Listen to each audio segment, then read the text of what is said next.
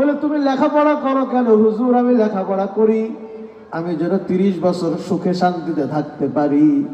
হুজুর তুমি এত কাজ করো কেন? তুমি এত ব্যবসা বাণিজ্য এত চেষ্টা করো কেন? বলে হুজুর একটু দুনিয়ার মধ্যে নিয়ে আরামে থাকতে পারি।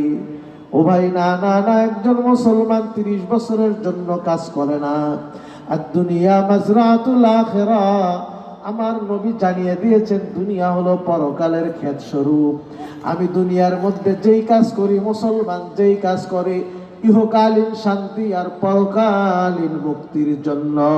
চলে বলেন ঠিক কিনা? ঠিক না? অনেকে বলে হুজুর আমি ব্যবসা করতেছি, বুড়ো বয়সে আরামে থাকবো। না না, মুসলমানের এই টার্গেট না।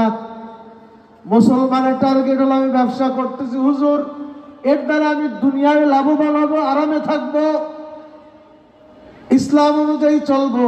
এই ব্যবসার বদৌলতে আমি পরকালেও সুখে শান্তিতে থাকবো। ঠিক না বেঠিক? বলে তুমি টাকা পয়সা কামাই করো কেন? হুজুর কামাই করে দুনিয়াতে শান্তি থাকবো, এতটুকুর জন্য মুসলমান কাজ করে না। মুসলমান চাকরি করে, মুসলমান পড়াশোনা করে, মুসলমান ব্যবসা করে, মুসলমান অফিস করে, মুসলমান দৌড়াদৌড়ি করে, মুসলমান প্রত্যেকটা কদম ফালায় কিসের জন্য? দুনিয়ায় শান্তি এবং পরকালীন স্থায়ী সুখ এবং শান্তি মুক্তির জন্য। জোরে বলেন ঠিক কিনা? আমার ভাইয়েরা, পর্দার মা ও বোনেরা, এই দুনিয়ার হায়াত কিন্তু সুখ শান্তি করার জন্যই কেবল নয়, দুনিয়া হলো পরকালের কামাই করার জন্য। এজন্য মাহফিলে আসতে পেরেছি, কিছুটা সময় ব্যয় করতে পেরেছি। যারা প্যান্ডেলে হাজির হইলাম, এটা আমাদের জন্য বড়ই নসিব ভালো, বড়ই সৌভাগ্য।